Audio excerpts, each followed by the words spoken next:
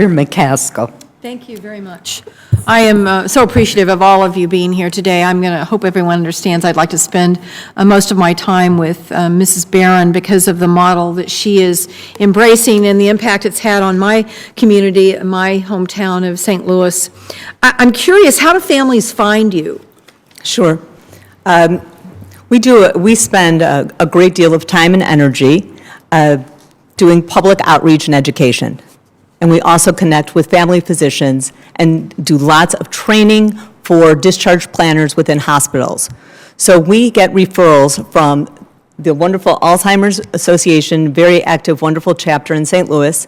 And we also get referrals through word of mouth, through our public outreach and education to hospitals, adult daycare centers, other referring sources. So we always want to focus on how much everything costs. And so what I'm interested in the model here. You say 54% of the families you serve have household incomes of less than $20,000, and you're providing this free of charge. Can you give us with the services you're providing these families, can you monetize that for us and Sure. tell us approximately what it is costing your organization? Yes. To provide this? Just on that specific piece, which is the in-home piece, it costs us between $1,800 and $2,100 based on how many occupational therapy visits the family takes. Less than one emergency room visit by multiples. Right. So have you have you discussed with integrating your services into the diagnostic process?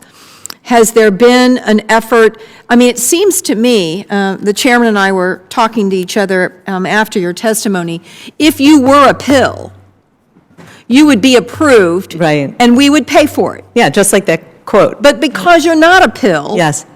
And you don't have pharma lobbying for you, and you don't have a big company marketing you like all the commercials we see on TV, that if we could only somehow get our doctor to give us this drug, we're going to be young and thin and beautiful and happy and have sex for the rest of our lives.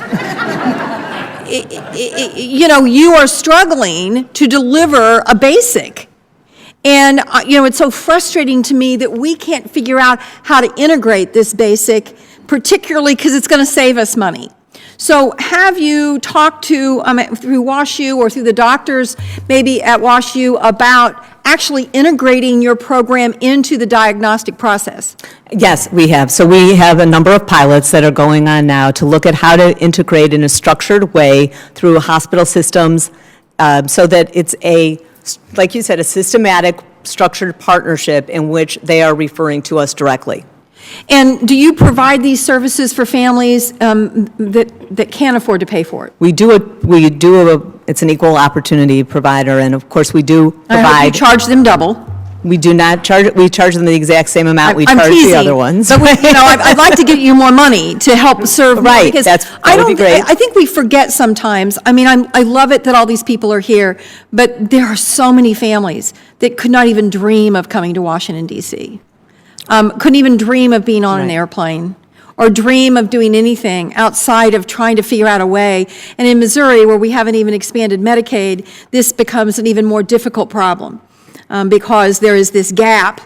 They're too poor to get help to get insurance coverage, and we have not expanded the Medicaid program, so they're falling into this hole. So I'm a little desperate to figure out how we can migrate this program more places because it makes such sense. It really does. Thank you.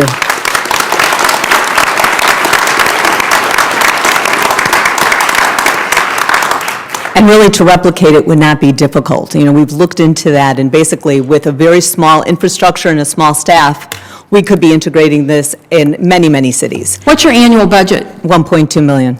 And how much of that is donated? 99.93%. On an annual basis? Right. Okay.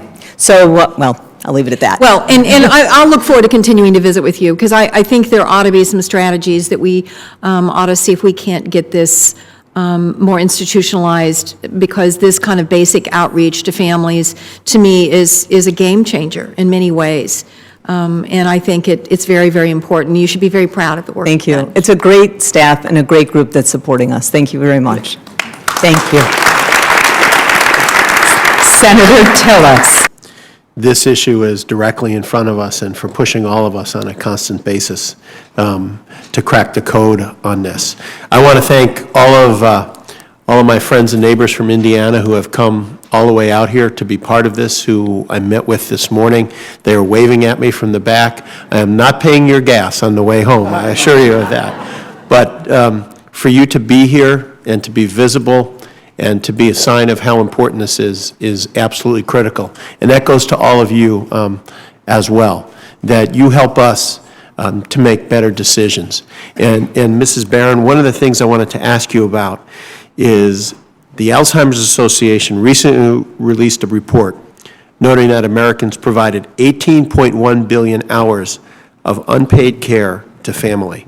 Can you talk a little bit about how the families you work with try to balance out the caregiving and the obligations they have at their job?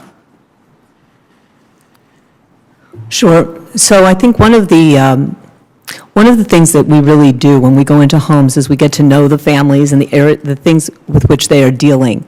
And of course, like you were talking about, things like recidivism, tardyism, lack of productivity at work are huge issues for our family. But getting to know them and connecting them to resources is really key. So I'll give you an example. A woman who works at, let's say, Centene, and she gets up in the morning at 5 o'clock so she can dress her mother and bring her to adult daycare by 7:30 and then get to her job by 8:30. Once we've gone into the environment, we can see and find out, is there an adult daycare that's close? Do they have transportation? And we will actually connect them to that adult daycare and set up the transportation so she is not doing that herself. Okay. It's a very customized service for each individual family. And the caregivers we're serving are absolutely burnt out. They don't need another list. They don't need another flyer. They don't need another piece of information. They need someone that's actually going to connect them to the resources without them doing it. Do you see many families that have access to paid family leave to help with this situation? No, I'd say that most of the families that we are serving are much older, at least 65 and above for the care receiver. And the caregivers, there's a very small portion of people who are actually taking advantage of that. Okay. We do have a fair number of people, though, that have had to take time off and actually lose their job and then go back into the career mode.